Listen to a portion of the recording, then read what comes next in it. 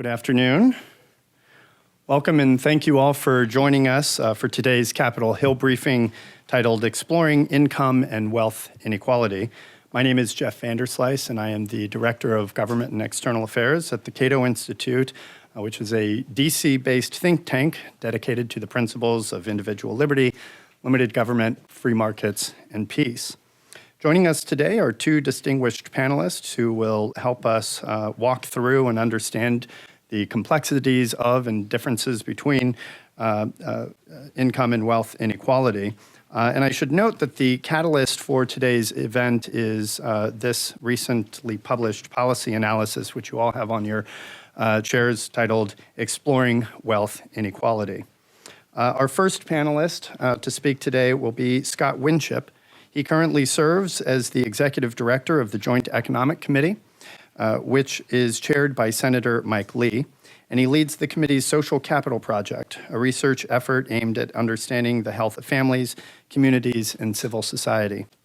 Prior to joining JEC, Winship served as a scholar at the Manhattan Institute, the Brookings Institution, Pew, and Third Way.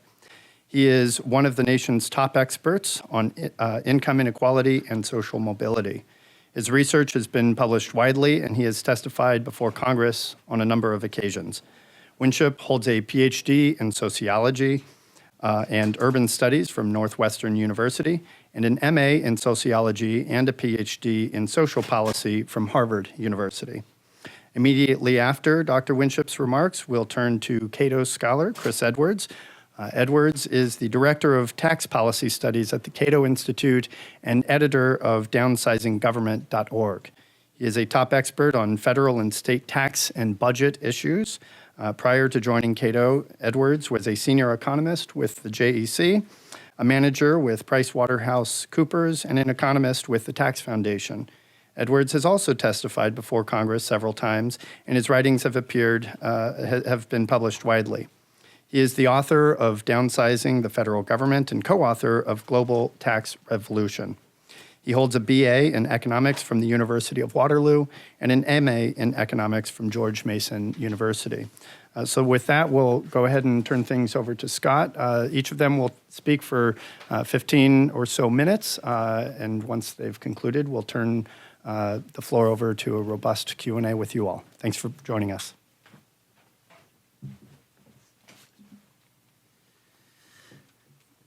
Great. Well, thank you, Jeff, for the introduction. Thanks, everybody, for coming. We haven't stacked the room too badly with JEC folks, but appreciate that you guys are here, too.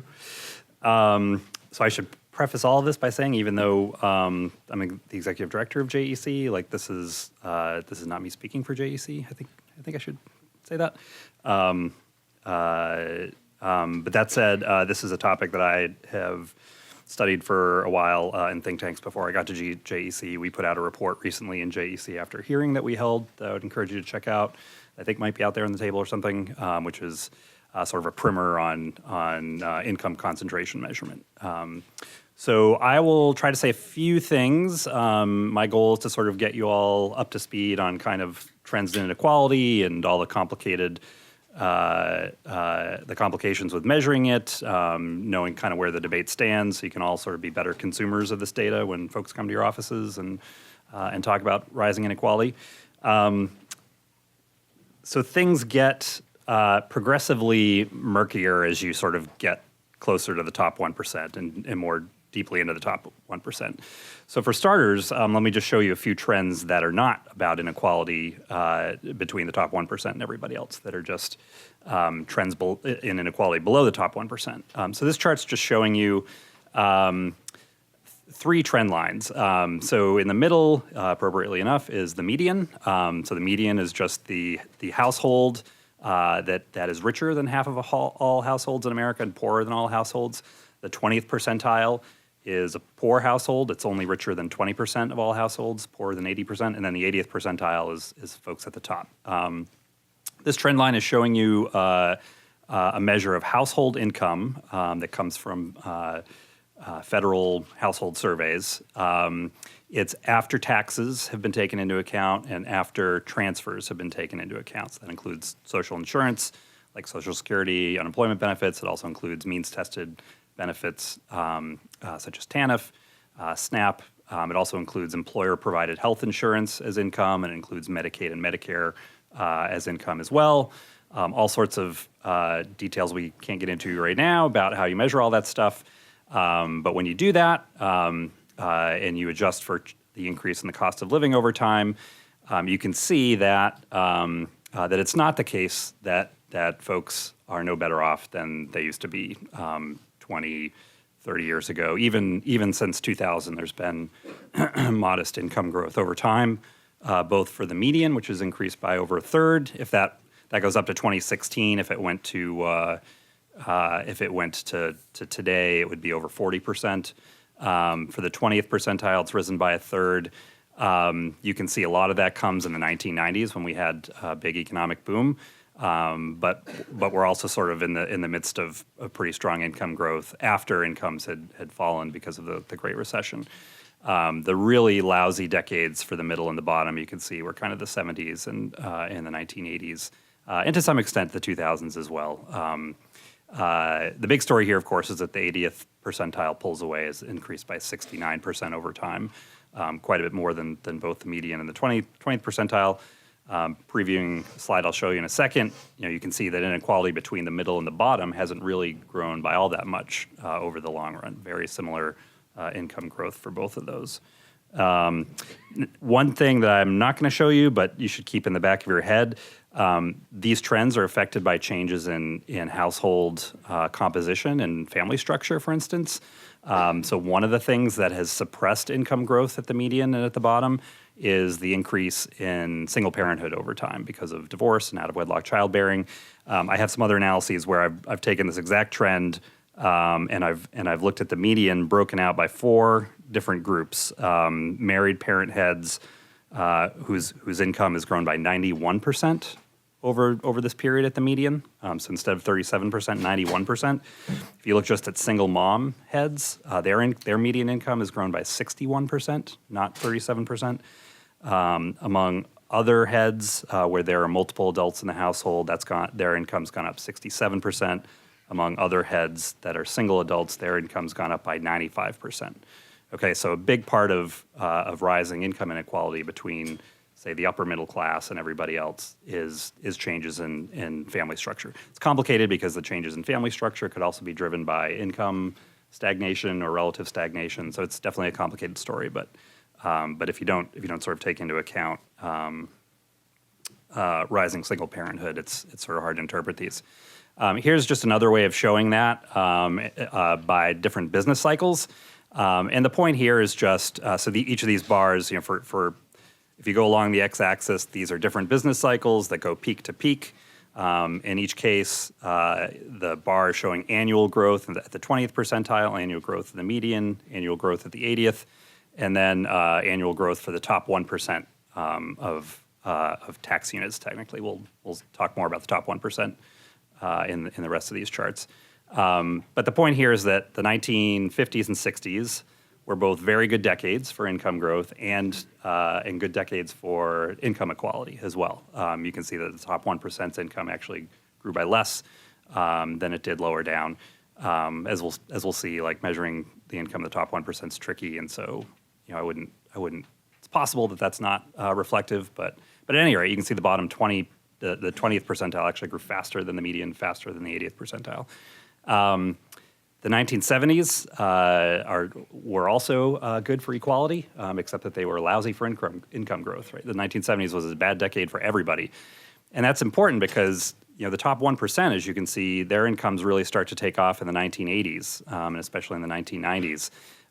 It's not the case that the rise at the top, the timing coincides with income stagnation below the top, right? Income stagnation below the top actually predated the rise in income concentration. The 1970s, you can see, you pointed to that one. 1970s, you can see were not an especially good year for the top 1% either. And then it just shows you what happened between 2000, 2007, rising inequality. The 20th percentile actually lost income over that period. Since 2007, an interesting story, this measure of income for the top 1% includes capital gains that they've realized. So this is when you sell your house or you sell stock. The the money that you made versus what you had originally paid for it as a capital gain. And the measure I'm using here includes capital gains. By that measure, as of 2017, the top 1% actually had not recovered their income from before the Great Recession. So everybody talks about the recession hurt everybody, which it did, but it didn't hurt the top. That's actually wrong. The top, in percentage terms, the top has done worse over time. If you use other measures of income, you'll see that's not necessarily quite true. And this is just showing you trends in the ratio of median household income, the one in the middle, to the household at the 20th percentile. And that top line is the official income measure that we use, that the Census Bureau uses. So not much change in that over time. The bottom line is if you take taxes and transfers into account, the comprehensive measure that I was looking at, and that increases a little bit over time, but really, going from a low of 1.95 to a high of 2.1 is not dramatic increase in inequality, right?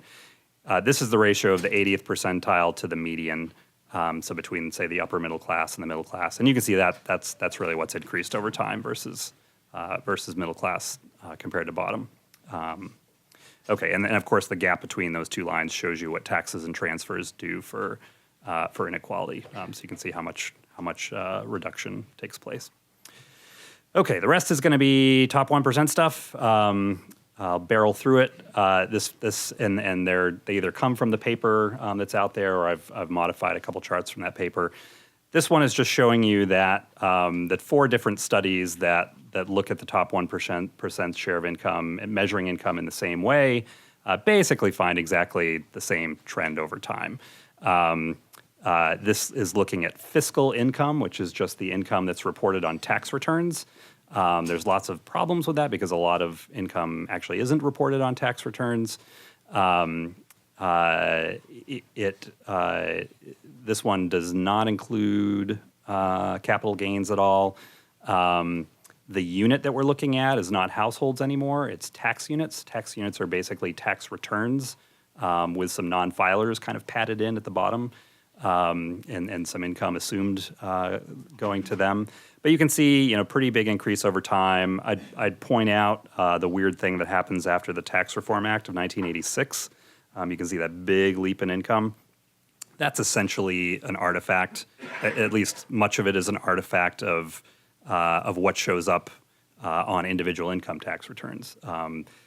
Because of the way that the corporate income tax rates were changed, the individual income tax rates and the capital gains tax rates, it became more advantageous for people to report more income on individual income tax returns than in the past when they would have reported, it would have stayed in corporations and been reported on corporate income tax returns instead. So that's not a real increase in the top 1% share of income.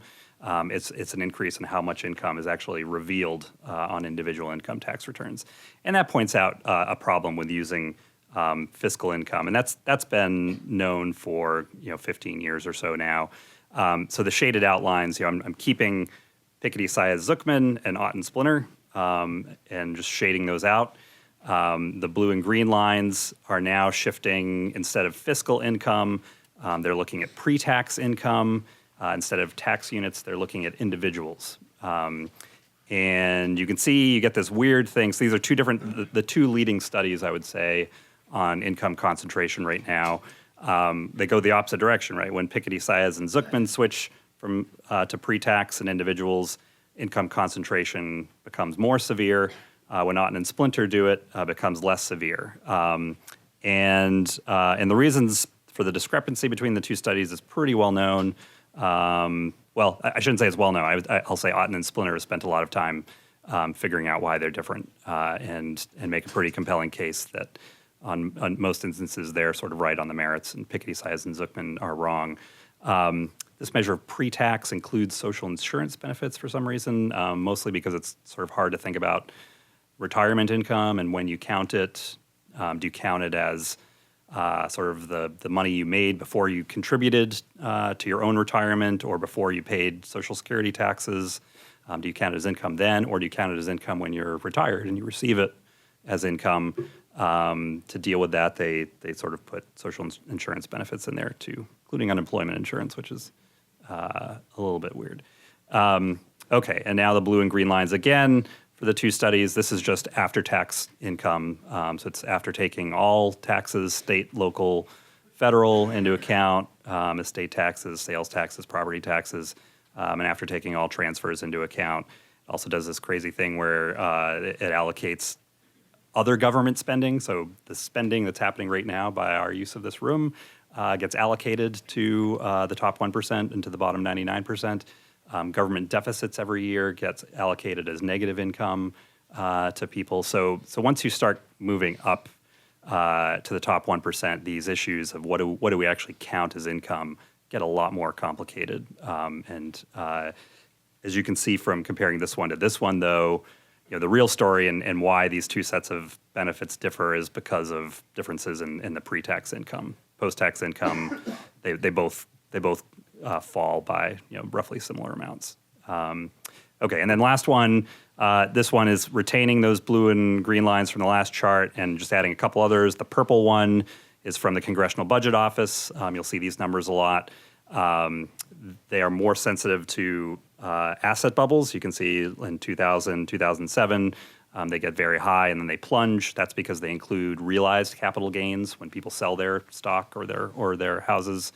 All the gains that have been building up potentially for years and years and years get credited in one single year, right? So if you owned a house for 30 years and you make $2 million off of it, like you get counted as having a $2 million capital gain in that year that you sell. The red line is from a study by Jeff Larimore and some others that tries to account for that and to only give people income from gains as those gains accrue. So if you're a homeowner, you have a house for 30 years, you get some of that gain, in year one that you own the house, you get some of it in year two, and you can see there you get a very volatile trend as well. So all this is to say, like, measuring the income of the top 1% is really, really complicated. We don't have much consensus right now about which of these numbers is kind of the best way to think about it. But if Ott and Splinter are right, then essentially there hasn't really been an increase in the top 1% share of income since the late 1980s. If Piketty, Saez, and Zuckman are right, there's been a pretty steady increase over time. I encourage you to read our primer, which makes a case that, at least so far as the debate has played out, Ott and Splinter, I think, have taken a lot more seriously the differences between the two. Piketty, Saez, and Zuckman haven't really responded to their criticisms. Happy to talk more about any of that during Q&A or income mobility, which is another topic, but we'll leave time for Chris.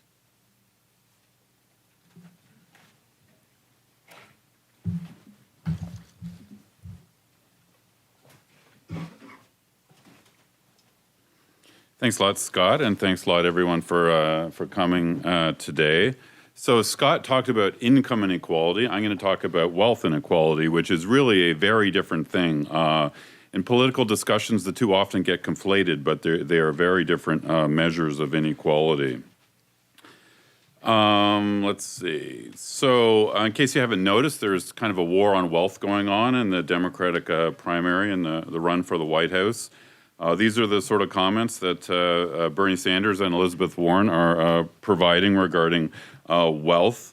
There's two kind of themes that they keep coming back to. One is that they sort of imply that we have a zero-sum economy, that any gains at the top must have been taken away from people toward the bottom. And they often imply, these two senators, that all wealth at the top is ill-gotten. None of it can be sort of earned legitimately. It's all sort of illegitimate. Part of what's driving the current narrative, other than politics, is what I call the French reign of error. Scott touched on the French economists Piketty, Saez, and Zuckman. They've been publishing this data based on tax returns now for over a decade, and it's really quite dubious. They've been claiming that inequality has exploded since the 1970s, and all their data and presentation is based on tax return data. Tax returns only include 60% of all national income. So Piketty and his colleagues, they extrapolate and make estimates for the other 40% of income, and that causes a lot of problems. So this is an income chart. I'm mainly going to be touching on wealth inequality, but this sort of repeats one of Scott's charts in a bit of a simpler format. This goes all the way back to 1960. So the top red line is the top 1% share of after-tax and after-transfer income from Piketty and his colleagues. Inequalities increased a lot, it looks like, by their chart. And as Scott touched on, this report came out last year by the two government economists, Otten and Splinter. They start with the same data source, tax returns, and they come to a completely different result. They find essentially that the top 1% share measured this way hasn't increased in half a century. I find that this difference is remarkable, and I think that the take-home message is here that two groups of economists, highly expert, starting from the same data source, can come up with very, very different conclusions, which of course would lead to very different narratives in the popular media about what has happened to inequality. So I'd suggest with all this data and whatever you read in the newspaper, just be very skeptical, and you've really got to dig through the original sources and look at assumptions to see what's really going on with this data. So let's jump over to wealth inequality. This is sort of a similar chart, but this is wealth. This is the wealth holdings of the top 1% richest Americans, and it goes back all the way to 1910. The red line is the line from Piketty and his colleagues. They take tax return data, they sort of capitalize it to estimate how much wealth each person has. And then they sort of extrapolate to all the whole universe of U.S. wealth. So their basic story is that, you know, a century ago it was the Gilded Age. Then in the mid-20th century there was more equality. And then in recent years there's been a big rise in inequality. The top 1% share has doubled. Earlier this year, two expert studies came out showing that Piketty and his colleagues have been exaggerating wealth inequality. That wealth inequality has risen somewhat since the 1970s, but by much less than Piketty and colleagues are saying. So I think wealth inequality has increased, but what I'm going to argue is that it's increased because of sort of positive reasons, because of growth and dynamism and technology and globalization, forces that are raising all boats and raising everyone's standard of living. So if that is the main cause of wealth inequality, and I think it is, then it's not necessarily a bad thing for society because all boats are being raised. So here's a quote from Elizabeth Warren recently. She said, "The top 0.1% of families in the United States now have nearly the same amount of wealth as the bottom 90% of families combined. Meanwhile, for everyone else, opportunity is slipping away," unquote. So here's the top 0.1% that Warren was pointing to. Her data is off, by the way, but the thrust of her quote is that she assumes a zero-sum world, that the wealth that these folks have is taking away opportunity from other people. I think it's the exact opposite. This chart shows you what are the wealth holdings of the top 0.1% in the United States. These are people who have net wealth of over $16 million. Most of their net wealth is private business assets. Most of what the richest Americans hold is business assets. Jeff Bezos, the richest American, worth around $100 billion. The vast majority of his wealth is his ownership of something like 15% of Amazon. In my view, that wealth ownership is creating opportunities for other Americans. It's not taking away opportunities for other Americans. I think you hear the quotes from, you read the quotes from Saunders and Warren sometimes. They have this sort of vision that the wealth of the wealthy consists mainly of big homes and luxury yachts and that sort of stuff. That is not, they do own some of that, but the vast majority of what they own is active business assets that are out there dispersed across America, generating GDP and jobs. Jeff Bezos' wealth goes to support 600,000 employees who are employed by Amazon across the country and around the world. So I think top wealth helps create opportunities for other Americans rather than taking it away. So I'm going to argue here that, the measure of wealth inequality is not really the important thing. The important thing is what causes wealth inequality. Warren and Saunders in their rhetoric make it sound like all top wealth is ill-gotten. I think that's far from the truth. So let's look at three possible causes, I think probable causes of wealth inequality. So first is corruption. I'm totally with Saunders and Warren when they talk about top wealth, if it's ill-gotten, if it's from distortionary regulations, if it's from subsidy programs and that sort of stuff. We should try to stamp out that type of the corruption or cronyism that creates wealth inequality. The second cause of wealth inequality, as I touched on, you can call capitalism, and I mean that sort of in the best way. I mean markets and dynamism and globalization. I think that sort of that effect is raising all boats and raising the overall standard of living. Jeff Bezos has got extremely wealthy. That may have increased wealth inequality, but I think it's raising standards of living for everyone. I've done a couple blogs recently on the Aldi grocery store chain. This really kind of fascinates me. Aldi is owned by the richest, one of the richest families in Europe. It's a German family called the Albrechts. They've built Aldi grocery chain over many decades and built up this great wealth. Aldi is known for slashing prices of groceries, particularly benefiting people at the bottom. Aldi apparently even undersells Walmart in grocery prices. So this, one of the richest families in Europe, has got rich by slashing prices for the poor and middle class. So again, if that is causing wealth inequality, I think it's immaterial. The important thing is that everyone is benefiting from entrepreneurs generating that sort of growth and cutting prices. So this chart, I want to drive home the point that there's really no hard relationship between wealth inequality on the one hand and poverty or prosperity on the other hand. They're really different things. Wealth inequality and poverty often get conflated in public discussions. They're very, very different things. You can have countries that are wealthy with high or low wealth inequality. You can have poor countries that have high or low wealth inequality. So along the horizontal axis here, you have wealth inequality measured by the Gini coefficient. More unequal countries are on the right-hand side. Then on the vertical axis, you've got income per capita. So rich countries are at the top. So if you look at the top right-hand corner, countries like United States, Denmark, and Sweden, they're very prosperous, high income. They've also got a high wealth inequality. The bottom right, you've got other countries with high wealth inequality, like Kazakhstan, Egypt, and Ukraine. Those are some of the most corrupt countries in the world. There's indexes of corruption. They've got very high corruption, and I think in those cases, the corruption is causing, the poverty as well as the high inequality. Then you've got countries like Ethiopia that are very equal, but it's an equality of poverty.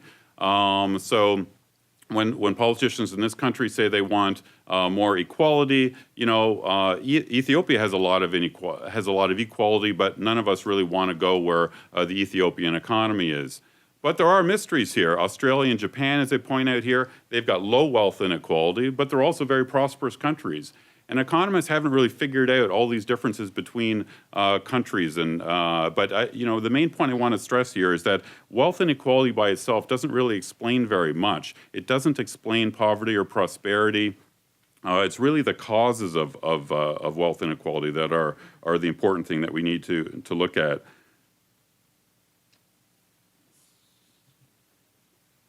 So I'm going to sort of finish up here before we go to questions, just talking very briefly about wealth taxes. So the important thing, again, is not the overall measure of wealth inequality. It is what is causing it. Is it caused by innovation and growth in the economy? Is it caused by cronyism? Is it caused, and actually one thing that I jumped over, I'm going to go back if you don't mind. The third bullet point here, crowding out.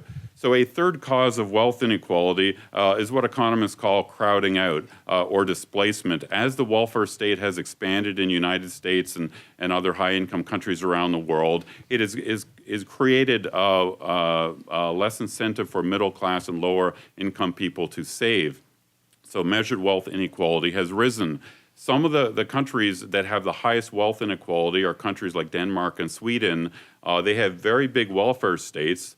Because they have big welfare states, the middle and lower class folks have less ability to save because taxes are higher and less reason to save because the government is covering them for most of their needs. So they have high measured wealth inequality. So this is like a negative of these three causes of wealth inequality. The corruption and the crowding out are sort of negative causes of wealth inequality. The capitalism or growth is a positive cause of wealth inequality. So that's what I want you to keep in mind when you think about wealth taxes. The thing about Warren and Saunders, they both want an annual wealth tax on the richest Americans, and they don't seem to care what the underlying causes of wealth inequality are, whether it's Jeff Bezos who's creating value for the broader economy, or whether it's crony capitalists that are undermining the economy. They would impose their wealth tax on everybody across the board. I did a Cato study a number of months ago. You can look at it on our website. There used to be a dozen countries in Europe that had wealth taxes. They've nearly all been repealed now. I go through the reasons why they were repealed. There's just 3 countries that have wealth taxes remaining. Some of the reasons, some of the problems with wealth taxes, they're a heavy burden on capital income. And when you damage capital, you're ultimately hurting workers in the economy. They really are an administrative nightmare. There's widespread avoidance and evasion in Europe, and there's plenty of loopholes. And if a wealth tax was ever imposed in the United States, it'd be full of exemptions and loopholes. So Warren and Saunders assume with their wealth taxes and the economists that are advising them that their taxes would be imposed on a universal, complete measure of wealth. So everything a wealthy person like Bezos owns, his business assets, his home, his jewelry, his artwork, everything would be covered by the wealth tax. In fact, if a wealth tax was ever enacted in this country, it would be chock full of exemptions because the lobbyists would really take hold. And I point out farmland here because this seems to me an obvious Achilles heel of any wealth tax. There's no way in heck a wealth tax would ever hit farmland in the United States. The farm lobby is too powerful.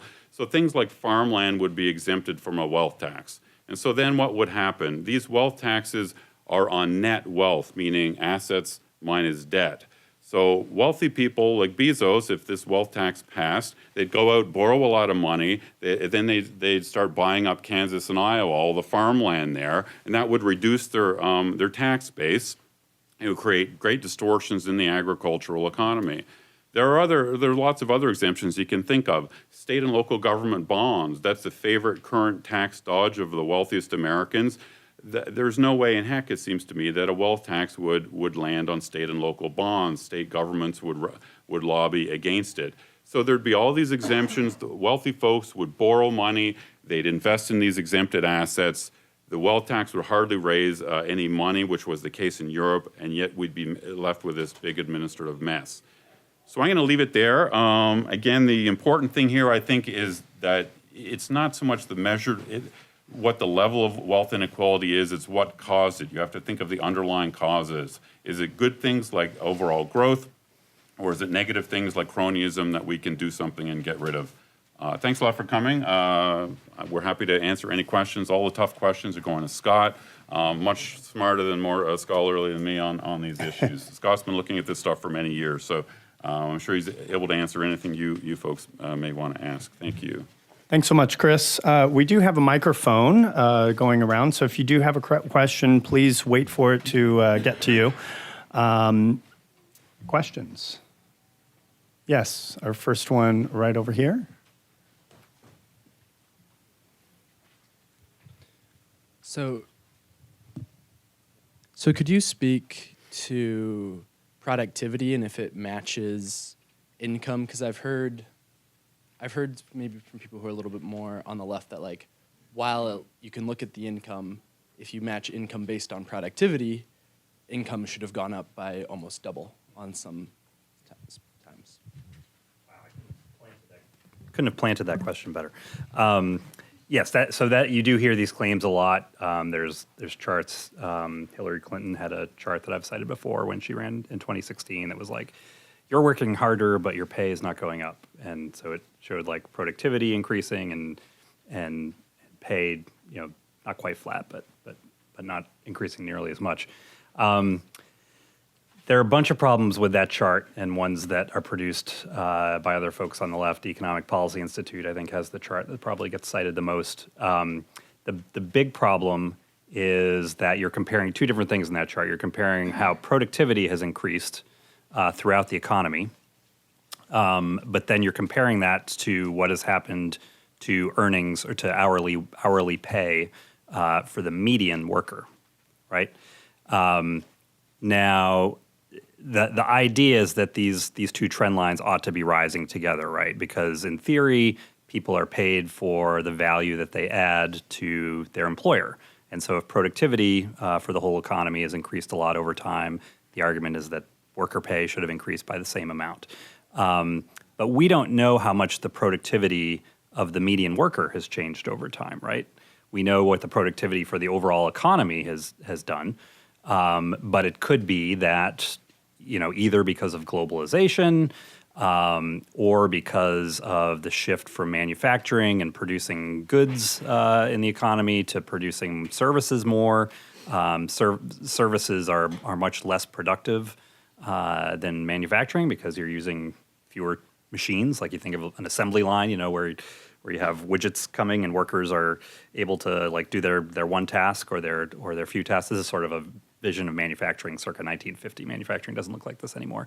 But manufacturing involves much more productivity than the services do. So if it's the case that some combination of globalization has made the Jeff Bezoses of the world way more productive than they used to be, than say Lee Iacocca was as an auto exec 50 years ago, 40 years ago. Or if just most workers have shifted into services that are less productive, or we've all gotten a little comfy as society has grown more affluent, and we're not, we're spending time at work like browsing websites. I know none of you do this. Browsing websites that aren't work related, having coffees, with people that are sometimes of dubious productivity. It may just be that we've gotten a little soft over time as a nation, and that rich countries around the world have as well. The point is, until we have a measure, which is pretty much impossible, of what's happened to the productivity of the median worker, we don't actually know whether the pay of the median has kept up with the productivity of the median, right? If you measure everything consistently, overall pay in the economy has kept up with overall productivity in the economy. The lines line up not just over the last 20 years, not just over the last 50 years, but since the Great Depression, essentially. The trends just track each other extraordinarily well. The last thing I'll say on that is the question of whether pay has kept up with productivity is a different way of asking whether labor's share of income has remained constant over time or has fallen. If pay isn't keeping up with productivity, then by definition it means that labor's share of income has fallen. So to say that overall pay has kept up with productivity is also to say that labor's share of income hasn't fallen over time. There's a lot of dispute about this, but we'll actually have a paper out in JEC hopefully within a month, that'll kind of lay out a dozen different studies that essentially found that either that pay and productivity kept up or that labor share of income hasn't fallen. So when you're saying pay, you're talking about total compensation. I mean, in theory, productivity should keep up with total compensation. So charts that just show sort of productivity compared to wages are kind of meaningless because an increasing share of total compensation are benefits, healthcare and pension benefits over time. I'd also say that, we have a much better idea of the accurate distribution for wages and much less so for benefits. Benefits are a little more mysterious exactly who gets them across the distribution. Yep, that's right. At the back there. Hi, Steve Perkins. I'm a financial consultant, so I'm interested in a lot of your work here. I'm thinking about a slide that Chris had that is probably your third or fourth one on the top 1% share of wealth. And whichever approach you use, essentially the share has gone from roughly 20% to 30%, let's say, in the last 20 years. Is there some point at which you would become worried, even if those gains are due to good, beneficial things for the economy? If we hit 40%, is that a problem that the top 1% has such a huge share of the wealth? And I guess partly I say this honestly because as a consultant in financial services, I like for people to have money. I like for individuals to have a share that they can spend.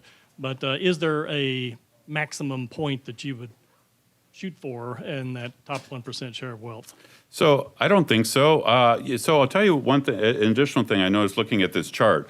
So the green and the blue lines are more accurate. I think the Piketty line is errant, and the Smith-Zydar's paper that came out earlier this year went through in detail why the Piketty data is really off. If you look at the green and blue line in recent years, you'll notice that we're back at the same level we were in the mid-20th century. There's really only one decade, really the 70s there, that is really kind of off. And if you look at the 70s, there's a bear stock market. The stock market was down over the whole decade, which may well be driving this data. So I look at that and I see a lot of continuity. I see the U.S. economy has changed dramatically.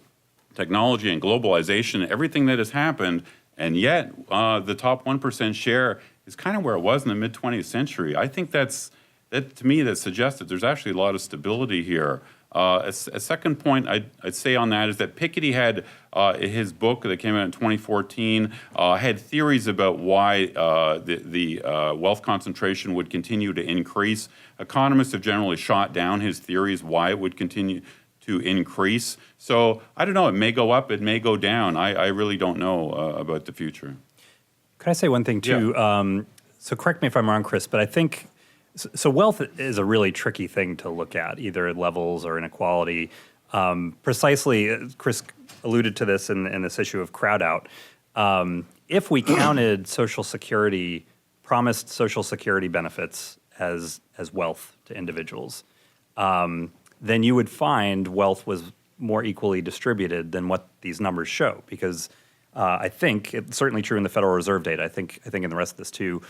Social Security benefits are not counted as wealth. Medicare, promised Medicare benefits are not counted as wealth. If those programs weren't around, people would save a lot more than they do, and wealth would be more equally distributed. The other big problem is so wealth is assets less debt. So we count student loan debt on the debt side, right? Which is a significant, especially if you look at 20-somethings or 30-somethings, it's a significant chunk of debt. Why do people take out such debt, right? Well, it's to finance an asset. That asset is human capital. We don't count human capital on the asset side in these statistics at all. So wealth is just a really tricky thing. Lots of times people don't count cars as wealth, partly because they depreciate quickly. But still, all these little things would add up if you actually counted them. Yeah, so that's why I started my talk saying income and wealth inequality are very different things. Income inequality, there's all these different measures which may or may not include all kinds of government benefits, Social Security and food stamps and everything else. The wealth inequality measures never include government benefits, but lots of economists have argued, that they should. I noticed the Urban Institute does an annual study where they look at sort of the wealth that people have in Social Security and Medicare, and off the top of my head, their data shows that a middle-income person retiring at 65, their Social Security benefits are worth about $300,000 to them. Their Medicare benefits about $200,000. So this goes to what we're saying about crowd out. The middle class has a lot of this wealth that is now government programs, essentially, but that's not counted in any of these measures of wealth inequality. So you have to keep that into account. I think there was a question toward the back of the room over here.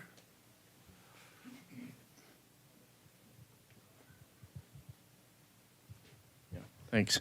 As you know, there's a lot of clamor for, basically redistributing wealth or doubling the minimum wage. I wondered what you thought the impact might be on, instead, the government greasing the wheels a bit on more employee-owned companies, kind of taking that approach as opposed to these other ideas that Sanders and friends are throwing out there. I generally lean against that because, there's a finance expert back here who could probably tell us the number one rule in finance for most people is to diversify.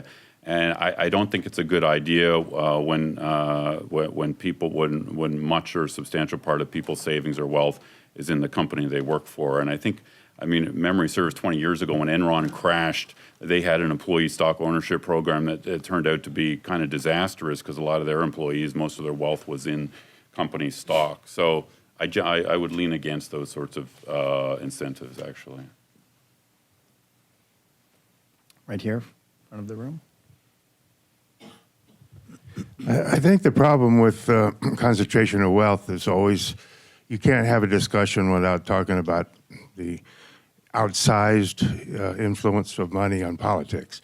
I don't think anybody in this building would really believe the statement that I see here in the executive summary that rich do not have an outsized ability to get their goals enacted in Washington. I took the Metro, and I think I must have seen 50 Coke industry signs at the Metro. So Capitol South happens to be the closest Metro to this building and the policymakers. Any comments?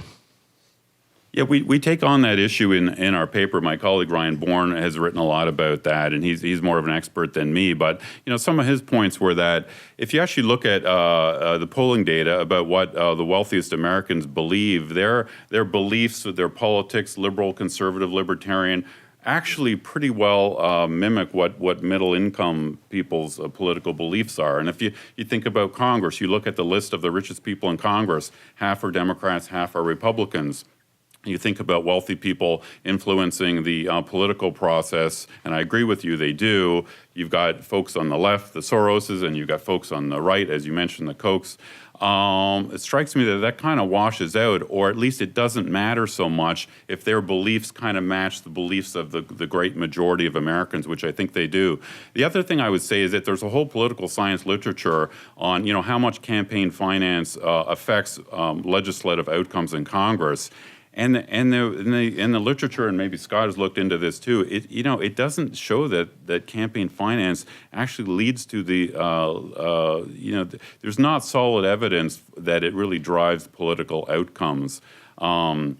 There's another set of data that looks at what about self-funded millionaires when they run for office. We can all think of some like Mitt Romney, very wealthy, self-funded campaigns, and yet they were unsuccessful. So I don't think wealth. I think wealth certainly buys influence, and it buys connections and that sort of stuff. I don't think it drives outcomes as much as you might think. Yeah, I'd answer a couple different ways. So I looked a few years ago at the relationship between income inequality and political inequality, and I mostly cited there was a task force that was created by the American Political Science Association in 2004, and their big conclusion was essentially like, we really don't know anything about the relationship between economic inequality and political inequality. Empirically, these are very difficult questions to answer convincingly. There's all sorts of correlation that may or may not be causation. But I think the state of the literature today isn't any better than it was in 2004. There are reasons to think that it might be important. There are reasons to think that it's not that important. The other answer that I would give is I would recommend the Peterson Institute for International Economics recently had a big conference on wealth and inequality, and had a panel with Larry Summers, who used to work for President Obama, President Clinton, and Emmanuel Saez, the S in PSC, the Saez of Piketty, Saez, and Zuckman up there. And Summers was just merciless in a way that you might find more plausible. And essentially what he said was like, I've worked in government. Like, if you have $2 billion, that's all you need to influence government. Like, your wealth tax is going to, drop people down from, however many billion to 2 billion. That's not going to do anything on money in politics, which is a slightly different answer. But essentially, it's that if you really wanted to get money out of politics, you'd have to level wealth beyond what I think even Sanders and Warren are talking about right now. And that goes to the point that I said, but the wealth tax is sort of this blunt axe that hits every wealthy person, even the entrepreneur.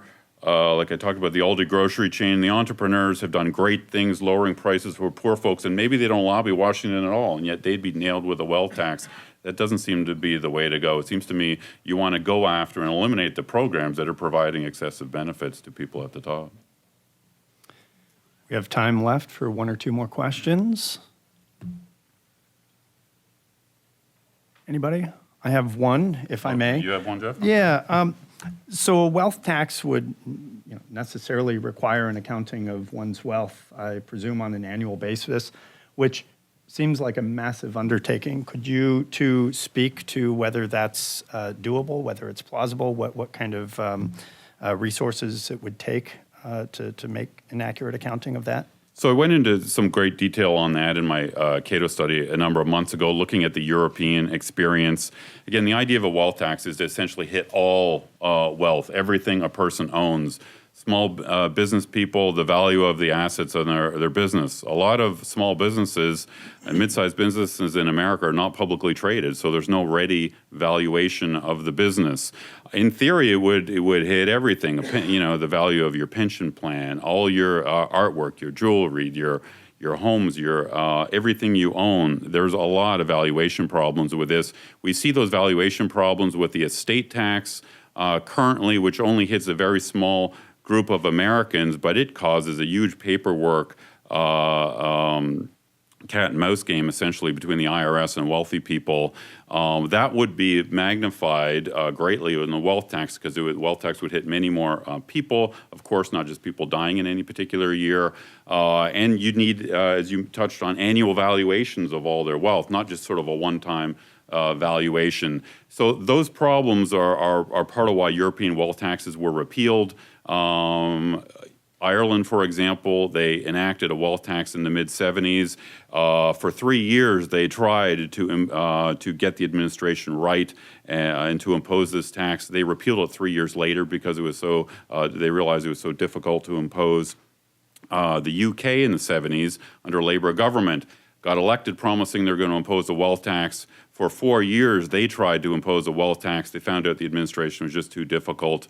So I think that administration, it's not kind of a small issue with a wealth tax. It would be a big part of the problem. Yeah, I think Zuckman has kind of been the spokesperson of the three of these folks for the wealth tax stuff, and he sort of has this naivete around issues like this. He's talked about, we could set up auctions, and if there are forms of wealth that don't have values now, we'll create these auctions and they will reveal the wealth. Really sort of Rube Goldberg ideas, I think. There are other small problems, like the fact that a wealth tax, very likely is unconstitutional. And well, that's what they said about the income tax. And, we passed the 28th Amendment, is that right? 16th Amendment. Which one? 16th Amendment. 16th, wow, that was way off.